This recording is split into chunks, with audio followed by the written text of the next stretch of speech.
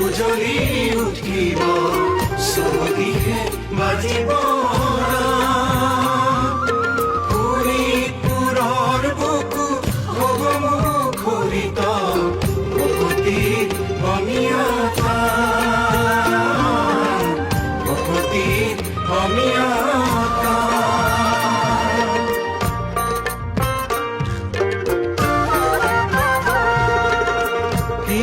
কিংবদন্তীয়ে কয় বহু কথা